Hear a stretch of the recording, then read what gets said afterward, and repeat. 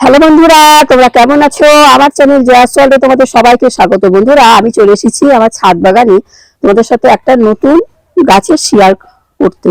সেটা হলো আদা গাছ। তো আমি কিভাবে আদা বসাবো সেটাই তোমাদের সাথে শেয়ার করব। সমস্ত মাটি টাটি আগে প্রথমে আমি রেডি করে রাখবো, তারপরে আমি ফিরে এসে দেখাবো কিভাবে আমি আদা গাছ বসাবো, কিভাবে আদাগুলো বসাবো। আমার কিছু আদা আমি গত বছর করেছিলাম, তোমাদের সাথে শেয়ার করা হয়নি।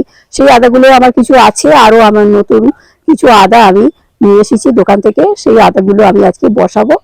তো তোমাদের সাথে আমি তাহলে ফিরে এসে দেখাবো। তাহলে চলো বেশি দেরি না করে ভিডিওটা শুরু করা যাক।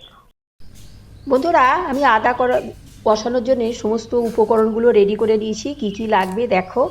আমি সব এখানে প্রয়োজন মতন আমি নিয়েছি, একটা বস্তার ভিতরে বসাবো, তার জন্যে সব রেডি। যাই হোক, আমি কিছু মাটি নিয়ে নিয়েছি। দেখো, আমার এই বাগানের মাটি আমি কিছু নিয়ে নিয়েছি শুকনো পাতা পচা সার। আর একটা, এই পাতা পচা সারগুলো আমি 15 দিন, 1 মাস 2 মাস মতো রেডি করে রেখেছিলাম। আর নিয়েছি একটা জমি থেকে আমি সংগ্রহ করেছি পাশে গাছের পাতাগুলো যেখানে পড়ে থাকে সেই পাতা সরিয়ে দিয়ে কিছু মাটি। দেখো, এই মাটিটা আমি নিয়ে নিয়েছি। এই মাটিটাও দেব। নিয়েছি সামান্য সর্ষের খোলটা না দিলেও ভালো হয়, তো আমি সর্ষের খোল একটু দিয়েছি। আর নেব গোবর সার প্রয়োজন মতন, এই বালতিটার হাফ বালতি গোবর সার।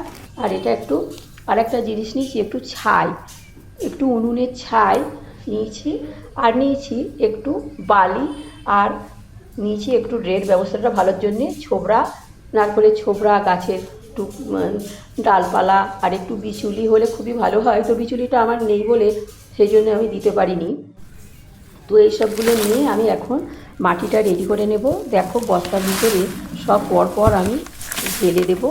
ঢেলে দিয়ে একটু, প্রথমে মাটিটাকে ঢেলে দিলাম, দিয়ে একটু নেড়ে চেড়ে নিয়ে নিলাম।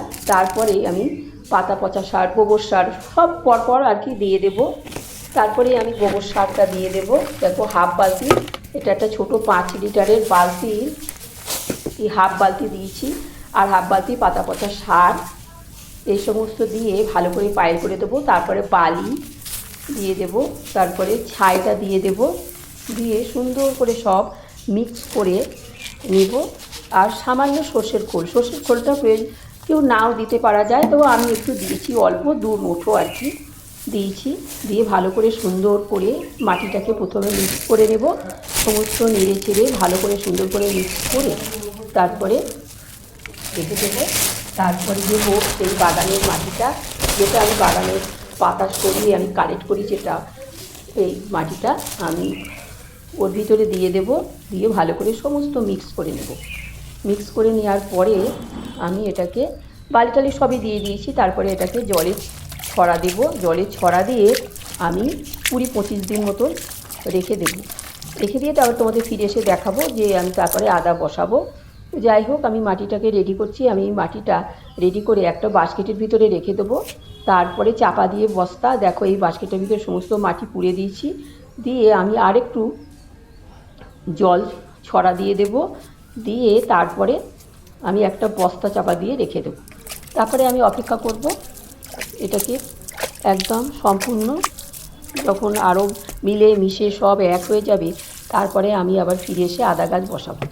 তো এখন আমি এটাকে বস্তা চাপা দিয়ে 20-25 দিন মতন রেখে দেবো। এই মাটিটাকে আমি রেডি করে রেখে দেবো। যাই হোক, তারপরে আমি আবার ফিরে এসে দেখাবো আদা বসানো। তো আমি আদা বসাতে আবার চলে এসেছি। দেখো, তার জন্যে আমি নিয়ে নিয়েছি একটা প্লাস্টিকের বস্তা। এই বস্তাটা আমি চারদিকে 4টে ফুটো করে নেবো নিচেই, আর সাইড দিয়েও একটু চিড়ে দেবো। কেননা বস্তা যতই আমি ড্রেন ব্যবস্থাটা ভালো করি না কেন, জল জমেই যাবে। তো সেই জন্যে আমি সমস্ত বস্তাটার গায়ে একটু তিকোণ আকৃতির আর কি একটু পেপারটা থাকবে, প্লাস্টিকটা, আর আমি একটু ছিঁড়ে নেবো। দেখো, সমস্ত রেডি আমার। এবং এই প্লাস্টিকের বস্তাটার নিচে ফুটো করে বসিয়ে দেবো। আর আদাগুলো আমি রেডি করে নিয়েছি। দেখো, এরকম আদাই আমাকে বসাতে হবে। তো আদাগুলো কোনোটা অঙ্কুরোদ্গম হয়েছে, দেখো একটু একটু। এটাকে যদি আমি এটা অঙ্কুর করতে চাই, তাহলে একটু চাপা দিয়ে রাখলেই কল বেরিয়ে যাবে, আর নয়তো সরাসরিও বসানো যাবে। তো আমি এইবারে আদাগুলো বসিয়ে দেবো। তার জন্যে আমি ড্রেন ব্যবস্থাটা ভালো করছি। দেখো প্রথমে আমি বড় বড় কাঠের টুকরো দিয়েছি। এতে বিচুলি দেওয়া যায়, তো বিচুলি আমার কাছে নেই বলে, অল্প ছিল বলে, তাই একদম নিচেই আমি দিয়ে দিয়েছি।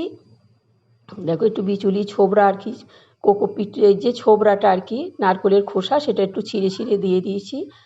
আর এবারে আমার তৈরি করা মাটিগুলো আমি ঢেলে দেবো।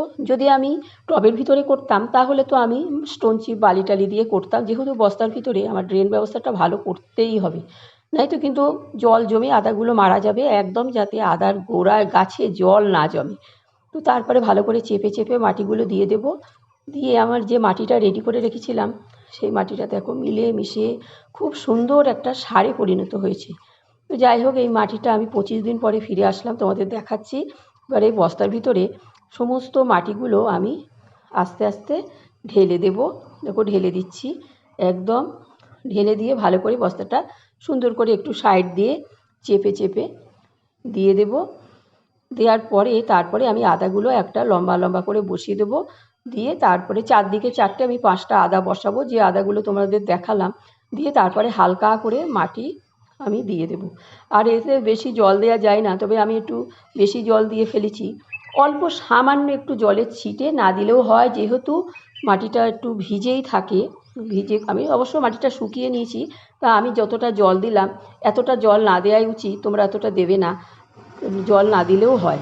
দিয়ে তারপরে বস্তাটা ভালো করে মুড়ে আমি একটু রেখে দেবো। বন্ধুরা, আমার তাহলে তারপরে কিছুদিন আদা পরে গাছ আবার ফিরে আদা আসবো। বসানো হয়ে গেছে। তোমরা তাহলে দেখলে আমি কিভাবে আদাগুলো বসালাম, কিভাবে মাটিটা আমি রেডি করে, কিভাবে প্রস্তুত করে, কিভাবে বস্তার ভিতরে বসালাম, সেটাই তোমাদের সাথে আমি দেখালাম।